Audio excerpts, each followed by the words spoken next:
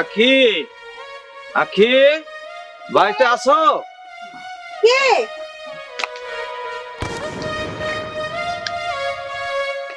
রহমত ভাই, আপনি আজ আবার এসেছেন আমাদের বাড়িতে। আপনার কি লজ্জা শরম বলতে কিছুই নেই? আহ, আখি চটছিস কেন? আমি কি তোকে খারাপ কিছু বলতে এসেছি? আমি তোকে বিয়ে করব এই কথাটাই বলার জন্য এসেছি। আমার এই জীবন থাকতে আমি আপনাকে কখনো বিয়ে করব না। তাই আপনাকে ভালো করে বলছি, আপনি এখান থেকে চলে যান। তাছাড়া কিন্তু আপনাকে ঝাঁটা পিটা করব। আরেকটা কথা, এতদিন আপনি আমার পিছু পিছু ঘুরছেন, সেটা আমি মেনে নিয়েছি। কিন্তু এখন তো জানেন যে আমার সাব্বিরের সাথে বিয়ে হয়েছে, আমি তার সাথে সংসার করছি। এটা জানার পরেও কেন আপনি আমার পিছু পিছু ঘুরেন? আখি, ওরা বড় লোক মানুষ, তোকে শখে বিয়ে করছে। দুই একদিন যেতে না যেতেই দেখবি তোকে ছেড়ে চলে গেছে। তাই বলছি, ওকে বাদ দিয়ে আমাকে বিয়ে করে নে। ও আচ্ছা, ভালোই তো বুদ্ধি এঁটেছেন দেখছি। শুনুন, আপনি যতই বুদ্ধি আটুন না কেন, আপনার এই শয়তানি বুদ্ধি কোনোদিনও কাজে আসবে না। তাই আপনাকে ভালোই ভালোই বলছি, এখান থেকে এই মুহূর্তে চলে যান। যান বলছি। আখি, আখি, আমার নাম রহমত। একবার যখন তোকে বলেছি বিয়ে করব, তোকে বিয়ে করেই আমি ছাড়বো। যাই, ওই ছাব্বিরের কাছে গিয়ে এমন গিরিঙ্গি লাগাবো, ছাব্বির তোকে তালাক দিয়েই ছাড়বে।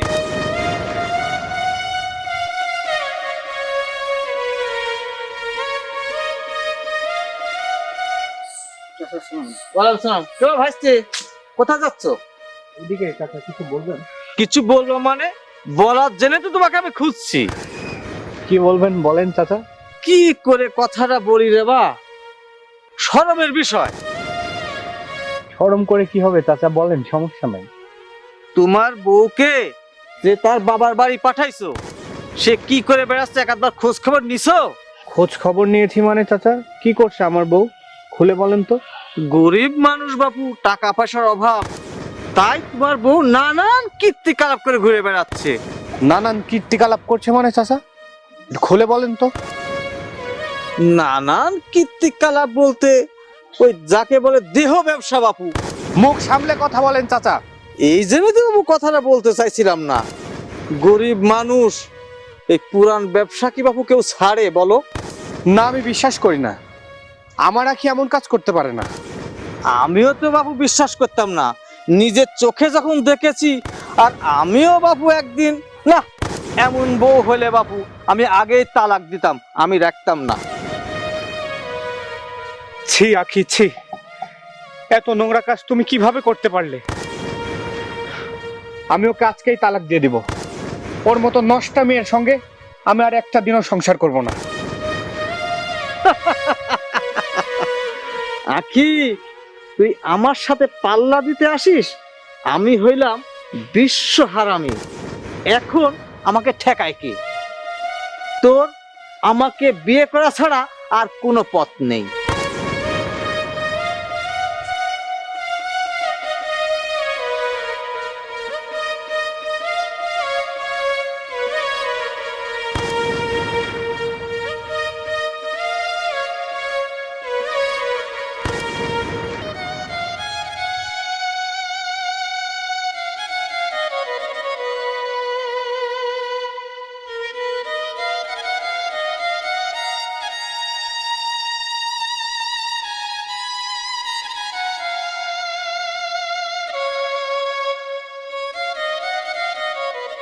সাব্বির, তুমি আমাকে দেখেও না দেখার ভান করে কেন দূর দিয়ে চলে যাচ্ছ? দেখো আখি, তোমাকে আমি তালাক দিয়েছি, আর তোমার মতো মেয়ের সঙ্গে কথা বলতে আমার ঘৃণা করে। কি বললে সাব্বির? আমার সাথে কথা বলতেও তোমার ঘৃণা করছে? যে মানুষটা একটা সময় আমাকে না দেখলে পাগলের মতো ছুটে আমার বাড়িতে আসতো, আজ সেই মানুষটাই মুখে বলছে আমার সাথে কথা বলতে নাকি তার ঘৃণা করছে, আমার ছায়া দেখলেও নাকি তার ঘৃণা করছে। এই শোনো, যেটা হবার সেটা হয়ে গেছে। ওসব কাহিনী আর আমার সামনে বলবো না। কেন বলবো না? আজ আমরা গরিব বলে তোমাদের মতো বড় লোকেরা আমাদের সাথে যা ইচ্ছে তাই করবে? কি অপরাধ করেছি আমি, যার জন্য তুমি আমার জীবনটাই নষ্ট করে দিলে? আজ তোমার সন্তান আমার পেটে, এই সন্তান যখন পৃথিবীর বুকে আসবে, ও যখন বড় হবে, তখন তো তার পিতার পরিচয় চাইবে। তখন আমি তাকে কি জবাব দেব বলো? শোনো, তোমাকে তালাক দেওয়ার আগে তোমার এই পেটের সন্তান নষ্ট করার জন্য আমি তোমাকে অনেক টাকা পয়সা দিয়েছি। তুমি সেই সন্তান নষ্ট না করে এখন আবার নতুন করে পায়তারা করছো। তোমরা বাপ বেটা পাষাণ হতে পারো, খারাপ মানুষ হতে পারো, কিন্তু আমি তো তোমাদের মতো অমানুষ নই। আমি আমার এই পেটের সন্তান নষ্ট করে আল্লাহর কাছে পাপী হতে পারবো না। এ কি আমার সতী নারী রে, এই পেটের সন্তান নষ্ট করলে আল্লাহ তাআলার কাছে পাপী বান্দা হবে। হ্যাঁ হ্যাঁ, আমি পাপী হব। তোমরা হয়তো আল্লাহকে ভয় করতে না পারো, কিন্তু এই আঁখি তো আল্লাহকে ভয় পায়। সাবির, হ্যাঁ সাবির, তুমি কি করে পারলে আমাকে তালাক দিতে? তোমার কি একটা বড় মনে পড়ে না সেই পুরনো স্মৃতিগুলোর কথা? তোমার কি একটা বড় মনে পড়ে না তোমার এই অরুজাত সন্তানের কথা? সাবির, হ্যাঁ সাবির, তুমি তো আমাকে ভালোবেসে বিয়ে করেছিলে। তুমি না আমাকে কথা দিয়েছিলে সারাটা জীবন তুমি আমার হাত ধরে একসাথে থাকবে। তোমার সে কথাগুলো আজ কই গেল? তুমি সাব্বির সেই কিনা আজ আমাকে তালাক দিলে? তুমি এটা কিভাবে পারলে সাব্বির? শোনো আখি, তুমি এভাবে আমার সামনে যতই নেকা কান্না করো না কেন, তুমি কখনোই আমার এই মন গলাতে পারবা না। যে থুতু আমি একবার ফেলেছি সেই থুতু আর কখনোই। তাহলে আমার কি হবে? আমার পেটের সন্তানের কি হবে? আমি এই পোড়া মুখ কিভাবে সমাজে দেখাবো? লোকজন এখনই নানান কথা বলছে। গরিব হয়ে জন্ম নেওয়াই কি আমার অপরাধ? তুমি আমাকে বিয়ে করে কেন আমার সুন্দর জীবনটা নষ্ট করে দিলা? আমি তোমাকে কত করে বলেছিলাম সাব্বির, তেলে জলে কখনো মিশে না। তুমি আমার কথা না শুনে আমার সাথে ভালোবাসার মিথ্যে নাটক করে আমাকে বিয়ে করলা, আমার সতীত্ব নষ্ট করে আবার তুমি আমাকে তালাক দিয়ে দিলা। তুমি আমাকে আর তোমার বাড়িতেও নিলা না। আমার অপরাধটা কি আমাকে বলো তো সাব্বির? এনাফ আখি, অনেক বলে ফেলছো। শোনো, আমার ইচ্ছা হয়েছিল তোমাকে বিয়ে করছিলাম, এখন আমার ভালো লাগছে না, তোমাকে তালাক দিয়ে দিছি। তোমার সাথে সব হিসাব নিকাশ শেষ আমার। তুমি আর কখনো আমার সামনে এসব কথা বলতে আসবে না। তুমি আর কখনো আমার সামনেই আসবে না। সাব্বির, সাব্বির শোনো। সাব্বির আমার কথা না শুনেই চলে গেল। আমি এখন কি করব? তবে কি আমি আত্মহত্যা করব? না না, এই পাপ কাজ কখনোই করা যাবে না। আল্লাহর কাছে আমি সারা জীবন দায়ী হয়ে থাকবো। আল্লাহ কখনোই আমাকে ঘুষে নেবে না। আর আমি যদি আত্মহত্যা করি, আমার পেটের সন্তানের কি হবে? না না, আমার জন্য তো আমি আমার এই অরুষজাত সন্তানকে মেরে ফেলতে পারবো না। আমার যত কষ্টই হোক, আমার সন্তানের জন্য হলেও আমাকে বেঁচে থাকতে হবে।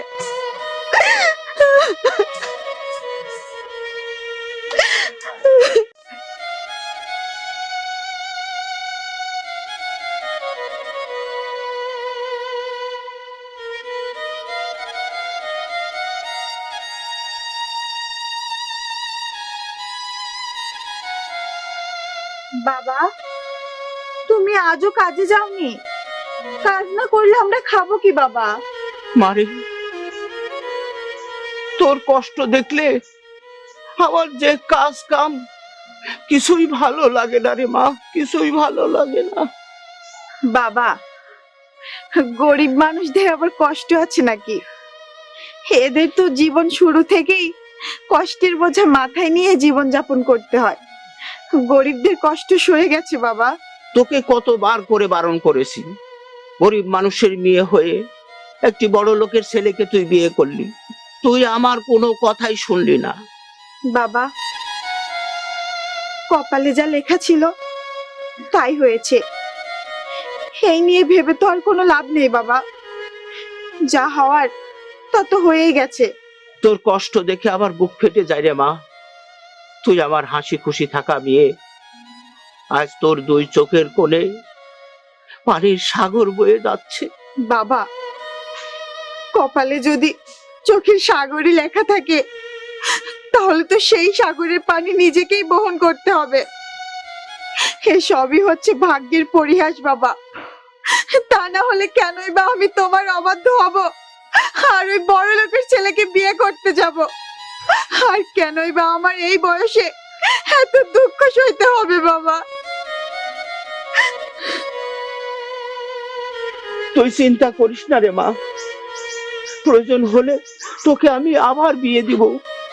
আমার এই ভিটে বাড়ি বিক্রি করে হলেও আমি তোর মুখে হাসি দেখতে চাই রে মা। এসব তুমি কি বলছো বাবা? মেয়েদের জীবনে তো বিয়ে একবারই হয়, আর আমি তো আমার এই মন প্রাণ একজনকে দিয়ে দিয়েছি।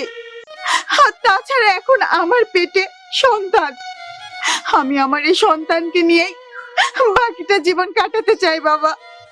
তুমি আর কখনো এসব কথা আমার সামনে বলবে না।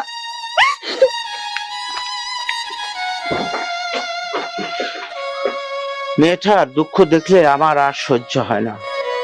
যে মেয়েটা হাসি খুশি মন নিয়ে ঘুরতো, আজকে সেই মেয়েটা আমার দুঃখের সাগরে ভাসছে। সবই আমার কপাল, সবই আমার কপাল।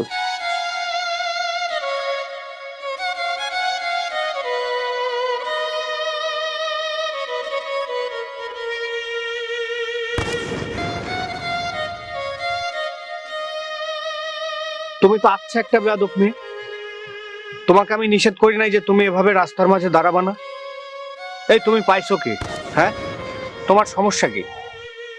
তোমার তো কোনো লজ্জা শরম নাই দেখতেছি, বেহায়া কোথাকার। ঠিকই বলেছো তুমি, আমি আসলে একটা বেহায়া মেয়ে। যদি বেহায়া নাই হতাম তাহলে তোমার মতো একটা মানুষকে ভালোবেসে বিয়ে করতাম না। আমি বুঝি না আল্লাহ কেন বারবার আমাকে তোমার সামনে এনে দাঁড় করায় এভাবে অপমানিত হওয়ার জন্য। জানো, আমার কপালটাই খারাপ, সেই জন্য তো তুমি আমাকে তালাক দিয়েছো। আচ্ছা, তুমি আমাকে কষ্ট দিয়ে কি লাভ পাচ্ছ বলো তো? তুমি না আমাকে অনেক ভালোবাসতে সাব্বির। এই শোনো, তোমার এসব কথা শুনলে না আমার মেজাজ খারাপ হয়ে যায়। তুমি আমার সামনে এসে এসব বলবা না। এখন তো তোমার মেজাজ খারাপ হবে। তুমি তো আমার যা ছিল সব ভালোবাসার নাটক করে কেড়ে নিয়েছো। এখন তো আর আমাকে তোমার ভালো লাগবে না। যাকে বিশ্বাস করে ভালোবেসে বিয়ে করেছিলাম, আর সেই তুমি আমার সাথে এমনটা করতে পারলে? কি অপরাধ আমি করেছিলাম তোমার কাছে, যার জন্য তুমি আমার এই জীবনটাই ধ্বংস করে দিলে? এসব কথা একবার তুমি তোমার নিজেকে প্রশ্ন করে দেখো। কেন আমি তোমাকে তালাক দিলাম, আর কেনই বা আমাদের ভালোবাসা নষ্ট হলো? এসব কথা আমাকে বলে কিছু হবে না, তুমি তোমার নিজেকে প্রশ্ন করে দেখো।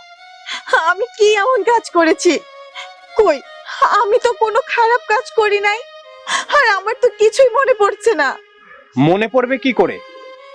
মনে পড়ার মতো কিছু করেছো? শোনো, একটা কথা বলি, আমি তোমাকে এতদিন কিছুই বলি নাই, কিন্তু তুমি আমাকে বলতে বাধ্য করো না। কি এমন কাজ করেছি আমি যার জন্য তুমি আমাকে তালাক দিলে? সাব্বির, আমাকে তুমি সেই কথাটা বলবে?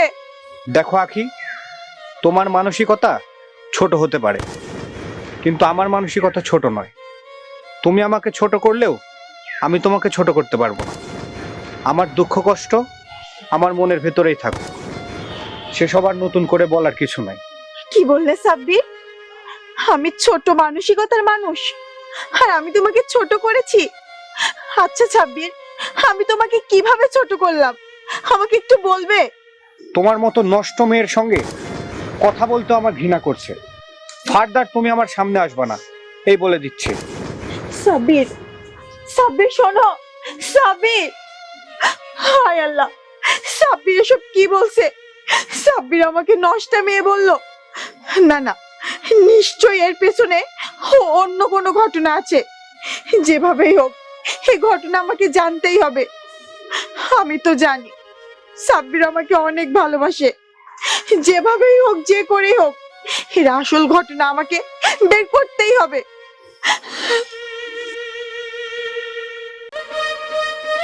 কেরে বা সাব্বির, দেখে তো মনে হচ্ছে খুব কষ্টে দিন কাটাতে হবে। কেন চাচা, আমি কষ্টে দিন কাটাবো কেন? আমি তো মহাসুখে আছি। এত সুন্দর একটা মেয়েকে বিয়ে করলে, আবার তালাকও দিলে, তাতে তোমার কষ্ট হচ্ছে না? কষ্ট লাগবে কেন চাচা? আখিকে পছন্দ হয়েছিল, বিয়ে করেছিলাম, কিছুদিন আনন্দ ফুর্তি করেছি, এখন আর ওকে ভালো লাগে না, তাই সব লেনা দেনা মিটিয়ে দিয়ে ওকে তালাক দিয়ে দিয়েছি। আমি খুব ভালো আছি। ও আচ্ছা, ওকে না তুমি ভালোবেসে বিয়ে করেছিলে? ভালোবাসা? নাটক চাচা, নাটক। ওর মতো ফকিন্নি ঘরের মেয়ে আমার মতো বড়লোক ছেলের বউ হওয়ার যোগ্যতা রাখে? তা হয়তো বাবু যায় না, তবে আবার নতুন করে বিয়ে করে ঘরে তুলো। আমার কি আর খেয়ে দিয়ে কোনো কাজ নেই চাচা, যে আমি ওর মতো মেয়েকে আবারও আমার ঘরে তুলবো? এসব ফালতু কথা আমাকে আর বলতে আসবেন না। আপনি যেখানে যাচ্ছেন সেখানে যান। যাক, ভালোই হলো। আমারও অনেক দিনের শখ আখিকে বিয়ে করার। এখন প্রস্তাব দিলেই রাজি হয়ে যাবে। যাই। রহিম চাচা, রহিম চাচা, বাড়িতে আছো? যাক, আমার গিরিমিটিটা কাজে লেগে গেছে। এবার আখিকে বিয়ে করা কে ঠেকায় দেখি। রহিম চাচা, রহিম চাচা।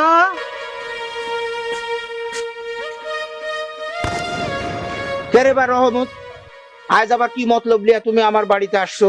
হাজার হলেও এক গ্রামের মানুষ, একটু খোঁজ খবর না নিলে হয়? ও আচ্ছা, তে কি মনে করি আইসাও? তা তোমার মেয়ে তো দেখছি না, সে কোথায় গেছে? মেয়ে আমার পানি আনতে গেছে। মেয়েটার কষ্ট দেখলে বুকটা আমার ফেটে যায়। আমি থাকতে তোমার মেয়ের কষ্ট হবে তা তো আমি মেনে নেব না। বলো, তোমার মেয়ের জন্য আমাকে কি করতে হবে বলো। তুমি আর কি করবে? আছে আছে, অনেক কিছু করার আছে, তুমি যদি রাজি থাকো। আমার বাবা কিসে রাজি হবে আপনার কথায়? শুনলাম সাব্বির ডাকি তোকে। হ্যাঁ, সাব্বির আমাকে তালাক দিয়েছে। এবার হয়েছে তো, এখন আপনি আসতে পারেন। এত রাগের মাথায় কথা বলতে নেই। সাব্বির যেহেতু তোকে তালাক দিয়ে দিয়েছে, তাহলে আমাকে। ও আচ্ছা, আপনি তাহলে আপনার মতলব এখনো বাদ দেননি? আপনি আমাকে বিয়ে করবেন? হায় আল্লাহ! আচ্ছা, আমি না বিবাহিত মেয়ে, এসব জানার পরেও আপনি আমাকে বিয়ে করতে চাচ্ছেন? আকি, তুই যে 5 ছেলের মা হোস, তারপরেও তোকে আমি বিয়ে করতে রাজি আছি। তাই? যাক, ভালোই হলো সাব্বির আমাকে তালাক দেওয়ায়। জানেন রহমত ভাই, এখন আপনাকে বিয়ে করতে আমার আর কোনো আপত্তি নাই। আপনারও তো অনেক দিনের ইচ্ছে ছিল আমাকে আপনি বিয়ে করবেন। এখন তো আমার পথ একদম পরিষ্কার। তবে আরেকটা কথা, সাব্বিরকে এত বড় একটা মহৎ কাজ কে করালো? আমার খুব জানতে ইচ্ছা করছে সেই মানুষটাকে। আমি তো সেই মানুষটার দেখা পেলে তাকে আমার পক্ষ থেকে অনেক বড় একটা পুরস্কার দিব। আমি ছাড়া এমন কাজটা কে করতে পারে বল? আমার পছন্দের মানুষকে সাব্বির বিয়ে করবে, আমি তা তো হতে দিতে পারি না। ওই ঘুরে খাটাস, তার মানে তুই সাব্বিরের কাছে আমার নামে আজে বাজে বদনাম করেছিস, তাই না? আজ তোরে খাইছি। ওরে শয়তানের বাচ্চা, তুই এমন কাজ করতে পারলি? আমার মেয়ের সুখের সংসার তুই এইভাবে ভেঙে দিলি? ভাঙবো না মানে? কতবার তোমাকে বলেছি তোমার মেয়েকে আমার সাথে বিয়ে দিয়ে দাও, তুমি তো আমার কথা শুনলে না। তাই তোমার মেয়ের সংসার ভেঙেছি ওকে পাওয়ার জন্যে। শয়তান, তুই আমার সংসার ভেঙেছিস, আর তোকে আমার সংসার জোড়া লাগাতে হবে। বাবা, ওকে ধরো, ওকে এখনই আমি সাব্বিরের সামনে নিয়ে যাব, আর ওর মুখ থেকে সত্য কথা বের করে সাব্বিরের ভুলটা ভাঙাতে হবে। বাবা, ওকে ধরো। না না, আমি যাবো না, সাব্বির আমাকে মেরেই ফেলবে। না, আমি যাবো না, না না না তোকে না। মারাই সাব্বির আমাকে উচিত। মেরেই ফেলবে। তুই যে কাজ করেছিস তোকে মারাই উচিত। চল সাব্বিরের কাছে। চল, আমাকে মেরেই ফেলবে।